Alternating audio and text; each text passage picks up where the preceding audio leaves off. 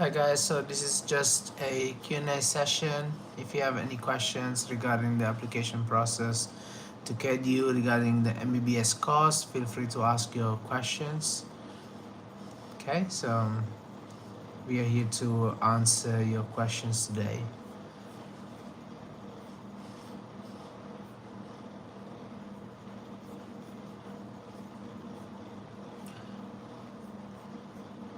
So I'm going to go through some of the requirements required to apply. So obviously if you guys have questions, feel free to post those questions in here.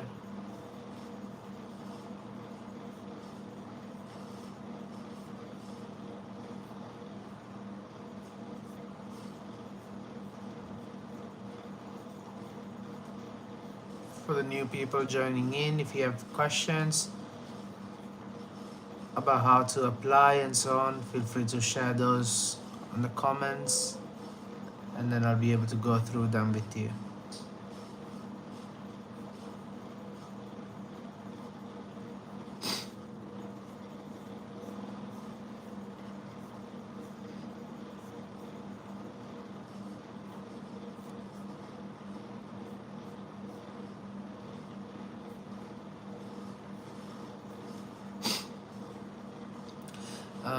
So how many students apply each year and like how many get selected for each intake? Right, so that varies enormously from year to year. Intake 41 was the first year, there were 900 applicants and they had selected 187 from there. So from there, it's been going a little bit further down. So I'm looking at the selection for intake 43 that selected 72 local students, and from the EdXL it was 18, and then the rest are all international students, including Bhutanese students and students coming from outside. And in terms of how many people applied, let's have a look.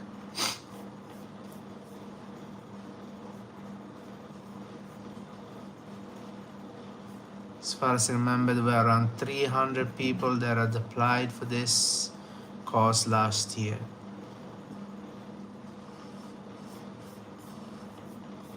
We are having more than 300 actually. We had 513 applicants, right? So we have applicants that have applied from Z scores of 0.1 all the way to up to 1.9, right? So they're only selecting students that have a Z score above 1.4, right? They're selecting for the first round. Then going on from there onwards, based on your sports achievements and so on, then you'll be further selected. So for example, if you go through the very first person that was selected for intake 43, that individual had a Z score of 1.89 and he had also done the President Scout, right? So because of that, he had received the first point. He was the first person to be selected. With that, there was also someone with a Z score of 1.92, but this person had not done any other achievements, so he was purely selected because of his Z score, and he was the 8th person. So above him, there are all other individuals with Z scores of 1.8, 1.85, 1.86. There's also a person, there was the 6th person to be selected with a Z score of 1.6, and this person had done the President Guide throwball in 2022 where they achieved 2nd place in All Ireland, right? So likewise, so those are the people that get selected first. They have done achievements and have a good Z score. So with that, the last few people to be selected, also there is a student with a Z score of 1.5 1.53 who had done the president guide as well and was selected, right?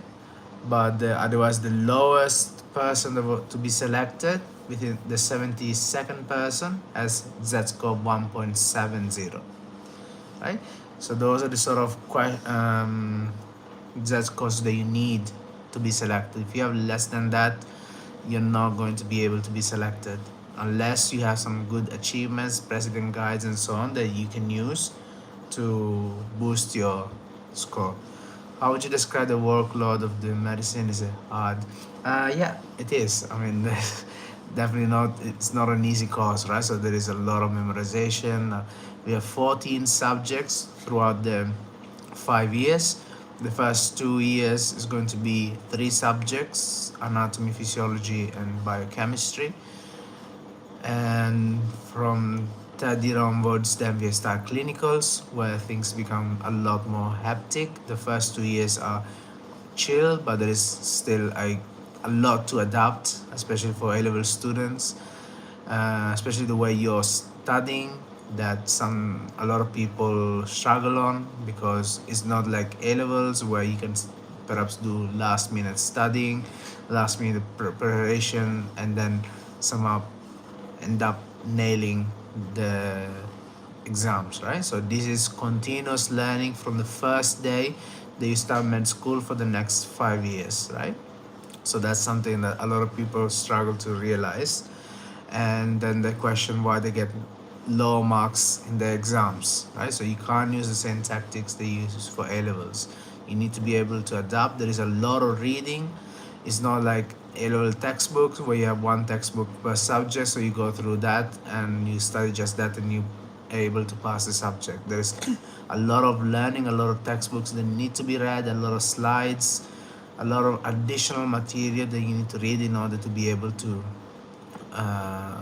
do well in your subjects.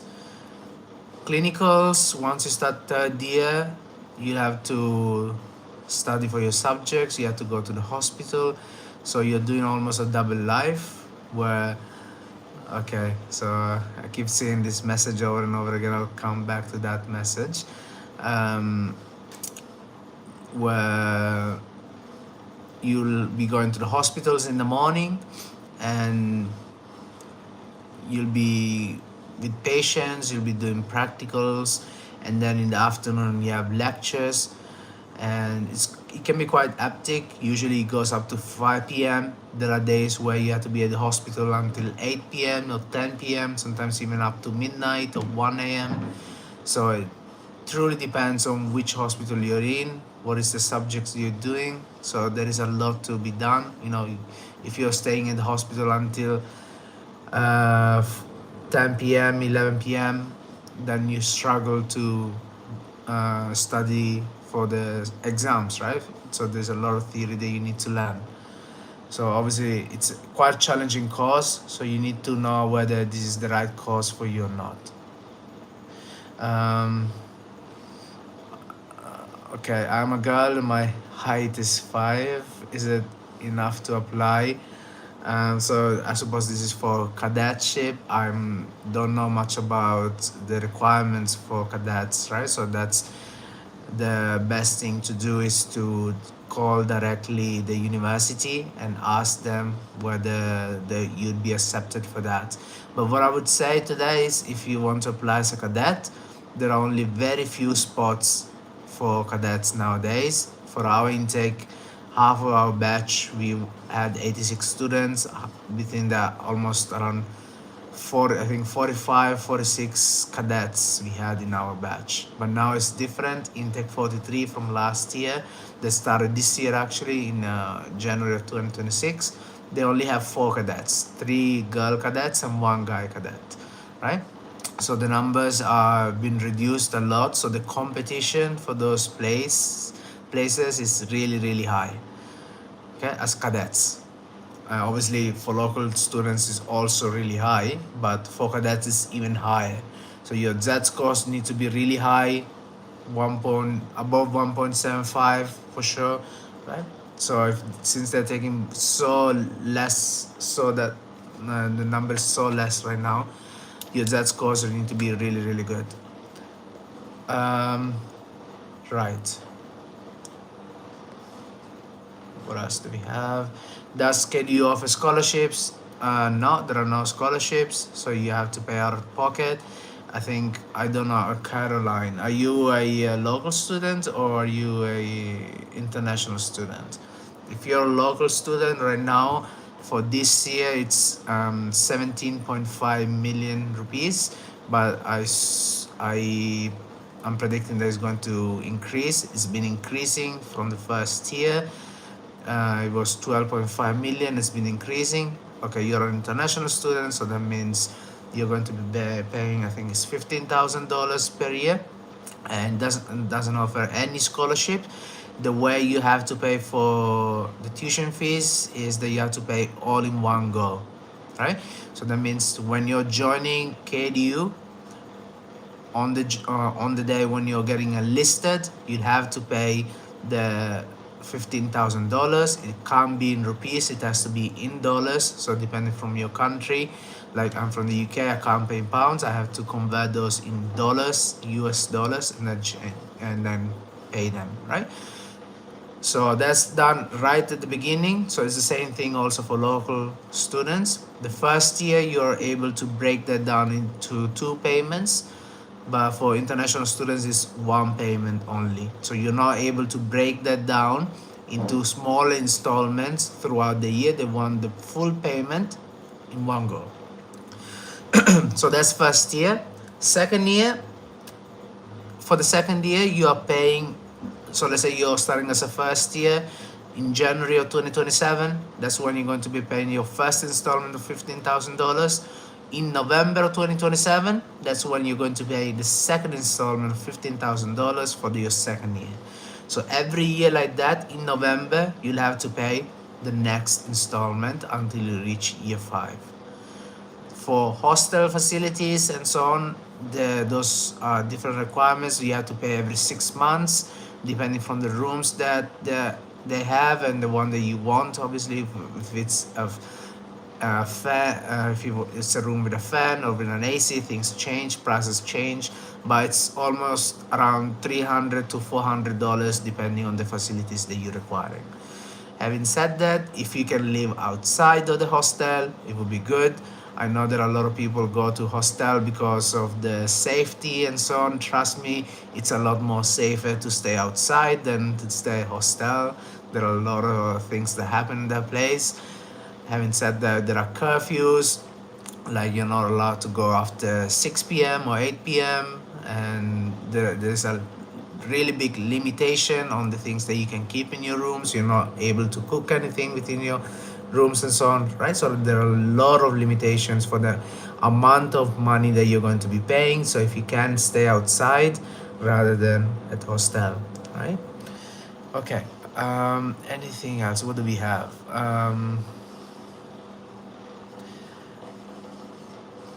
We have to wait till late, like after 3rd year, right? Yeah.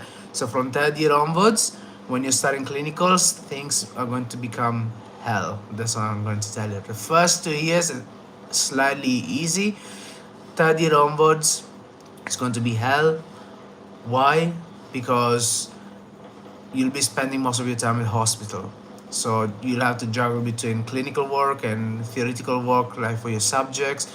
You'll have to practically study while you're at the hospitals. You don't have the, facility of going back home and, sitting on the desk like I'm right now and study, right? Those will be very, very limited. So we have what we call casualty days at hospitals. So where you'll have to go essentially back to the hospitals on those days. That's when the ward that you're in is going to get new patients. So let's say that you're doing medicine appointment, and the casualty days are every other day. So Monday, Wednesday, and Fridays, sometimes also Saturday and Sundays. And then it means you have to go on those days, right? Usually Saturdays and Sundays are off during 1st and 2nd year. From there onwards, if you have casualty days or your consultant wants you to come during the weekends, you'll have to go during the weekends as well. And if it's a casualty weekend, where Saturday and Sundays are both open for patients to come to the ward, then you'll have to go on both days, and it really depends for the consultants when you're able to go back home. If you have a nice consultant, perhaps at 12 p.m., which is the standard time, 8 a.m. to 12 p.m., then you'll be able to go home. If you get a meaner consultant, someone who perhaps doesn't like KDU, or they don't like to make it easy for medical students, they keep them until late, 6 p.m., 8 p.m., or sometimes up to 12 p.m., 12 a.m., midnight, right? So starting from 8 a.m. till midnight, it's a full day at the hospital. So things vary according to the consultants that you get, the hospitals that you get, okay? So like my very first appointment in third year was a really mean consultant at Kalutar Hospital, and we had to stay there until 2 a.m. in the morning. So the buses to go to the university, to the hospital, leave the university around 5:30, 6 a.m. in the morning, and then we reach the hospital around 7:30, and we spend the entire day until 1 p.m., until 12 p.m., and then we catch the bus to go back to the university for lectures 1 to 5, and then we go straight to the hospitals back. And those days we were staying there until 1 a.m., 2 a.m., and then we'll catch the bus back to the university. At that time we reach back uni at around 3 a.m., go back to home. I'm living outside. I wasn't living at the hostel at those periods, so I would get around 1 hour and a half of sleep, and then you have to start again. You have to go back to the hospital, right? So there will be appointments like that. There will be slightly easier appointments, so it truly depends. So obviously this doesn't happen in other countries, okay? So in few countries, India, Sri Lanka, these sort of countries, the system, that's how it works over here, right? So obviously that it's not what you get, for instance, in the USA or UK, right? So those things apply only to here.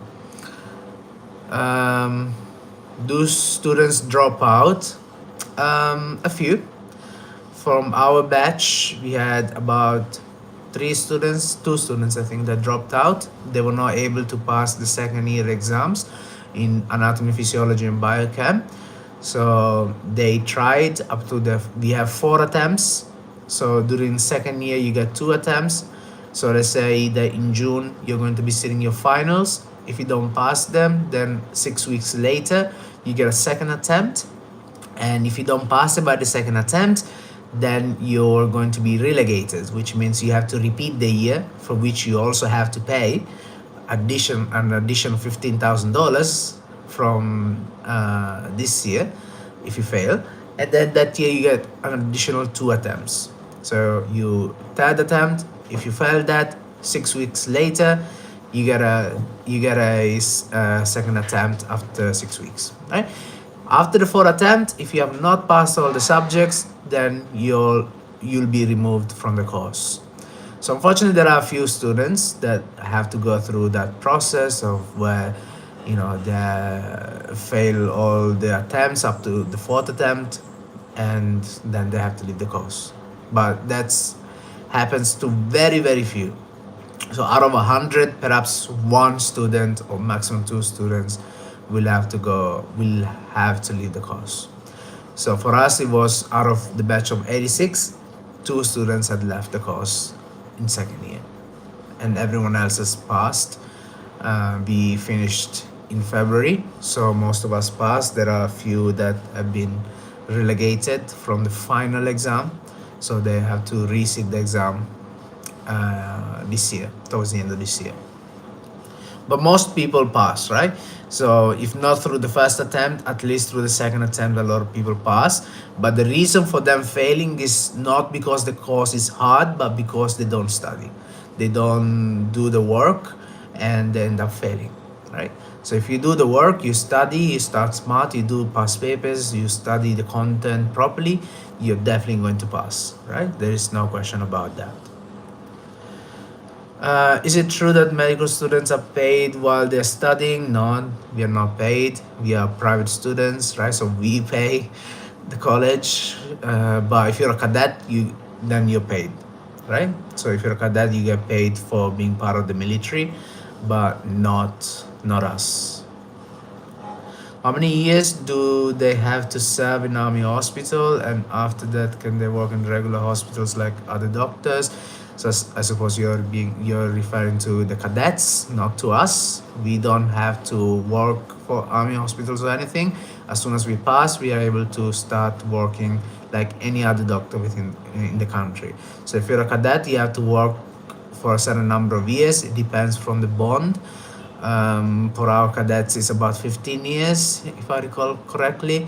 They have to work for army hospitals for about 15 years, and then after that, they'll be able to leave the army and work as general doctors for any hospitals in the country. And if they decide to go out, they can even go out and work somewhere else. So no matter what time you end working late, you have to start working at the same time. Yeah. So sometimes you will be asked to stay overnight, right? So it means you have to stay the entire day, and then it means you're technically doing 48 hours. Okay. There are no shifts. Where are you from?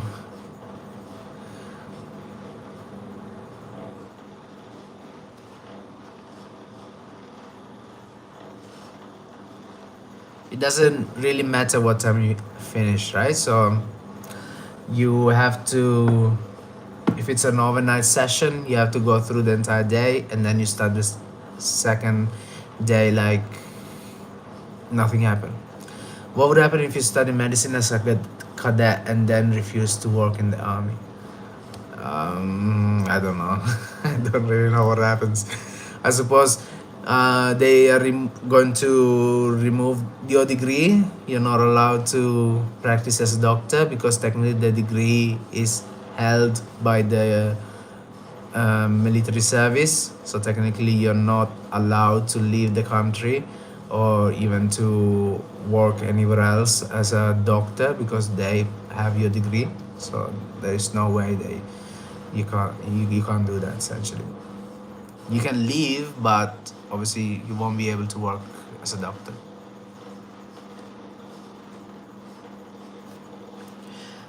Okay, any other questions that you guys have?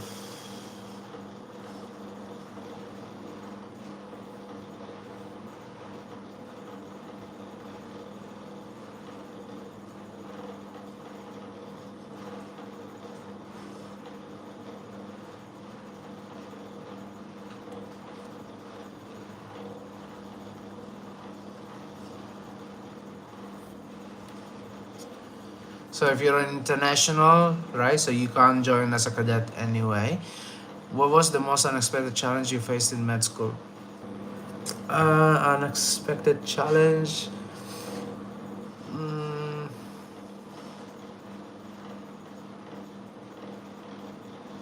It's just I would say because I'm from the UK, so we work in shifts in the UK. You know, they're more reasonable, more ethical, I would say, especially with working hours and so on.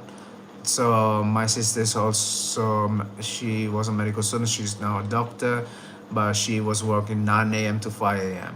Right, so they're very reasonable with the amount of hours. Saturdays and Sundays are off, which is not a thing over here. So I would say that's one of the biggest challenges that I had, you know, to make these commitments of working long hours for absolutely no reason. And especially even during fifth year, we under the surgery subject where we have to do 2 months for each subject. We have 5 subjects during fifth year: surgery, medicine, pediatrics, obs and gynecology, and psychiatry. So for each of these subjects, you're doing 2 months, right? So 2 months. And for surgery, we were there from 8 a.m. to 8 p.m. every single day, no holidays. So 2 months straight, no Saturdays and Sundays off, no public holidays off, 2 straight months, 8 a.m. to 8 p.m. From where 1 week we were supposed to be 24 hours on call. So we were literally sleeping in the classrooms right next to the wards We were sort of putting some chairs all together to create a bed, and we were sleeping there. We were using the hospital bathrooms to shower, to wash up and get ready for the next day. So that those are, I would say, the unexpected challenges that you'll have to go through. It's tough. It's tough, but it's doable. A lot of people do it, so I don't think that even anyone who's currently watching this live wouldn't be able to do it. But it takes a lot of commitment. Um, schedule strict, yeah, definitely. From especially while you're at the KDU campus during the first 2 years, they're really strict with uniforms and things like that. You have to be super neat, and those are, yeah, suppose things that you have to be really patient with, right? So you have to be a really patient guy or girl if you want to study medicine here. Not just the KDU, at even other government universities. KDU is a little bit better compared to other government universities. Having said that, there are so many things that just don't make sense, and there's nothing, unfortunately, that we can't do about it. Do you regret doing medicine? No, I don't. That's what I wanted to do um, since I was a child. So the only regret, I would say, because I came through a long route where I did biomed and masters first in the UK at the Imperial College. Perhaps I could have avoided that route and went straight into medicine here at KDU. But one of the things was that I really didn't want to study in Sri Lanka. I didn't want to live in Sri Lanka. I don't particularly like to live here. So that was one of the reasons why I delayed the process. And it was literally my last option, where I would either do a degree in medicine in Sri Lanka, or I would have done a PhD in the UK. But I hated my biomedical science degree and masters. Research was not for me. So I thought, okay, this is the last.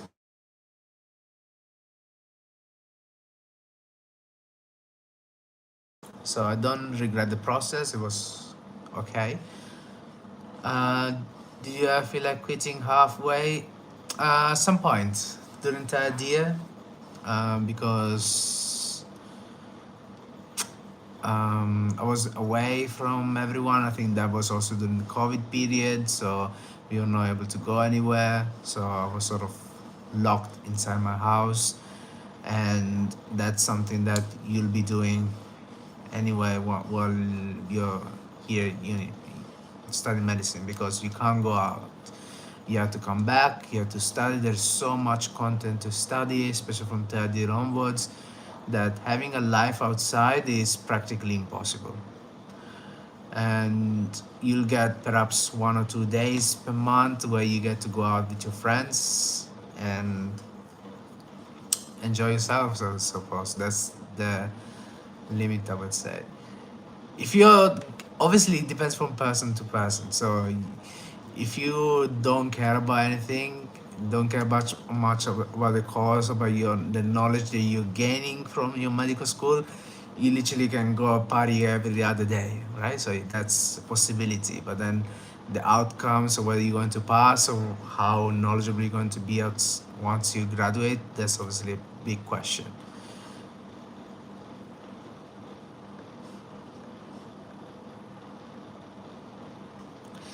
Right. Anything else?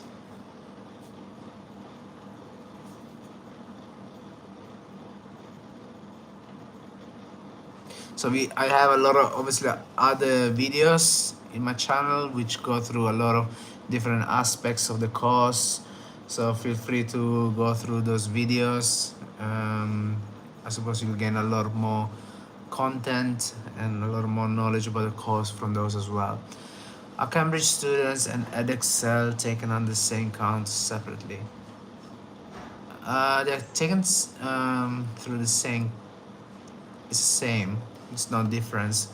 The thing is, you are an international student, so you won't be counted anyway through those groups. You'll fall under a different group. So if you're a local student who has done Cambridge or the Excel, those students will fall under the same category. But since you're international, you'll follow through a different category. Technically, for you guys, there is no competition. They'll accept almost everyone that comes in through an international pathway because they have a lot of places for those students. Since you guys are paying more than the locals, you guys will be admitted straight away.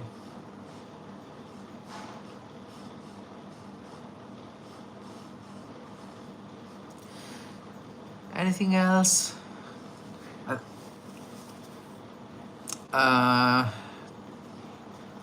3.75 million rupees, which I don't know what's the conversion into dollars.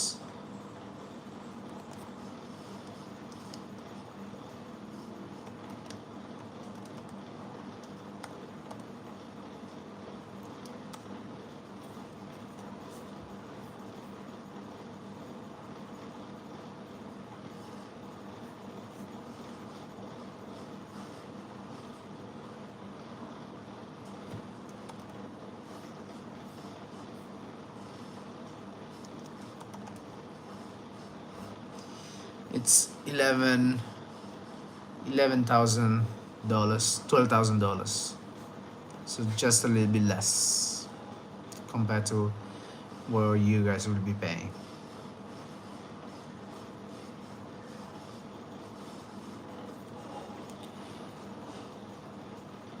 Okay, so any other questions from you guys, or are we done?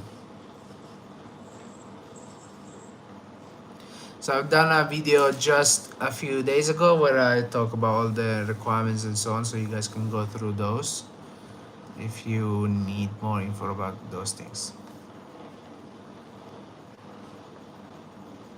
Alright then, if there are no more questions, I'll finish the live sessions here, and obviously if you have more questions, feel free to drop them in the comment sections, right? And I'll be able to get back to you.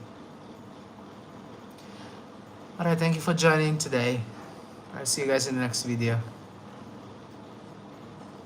No worries. Bye-bye.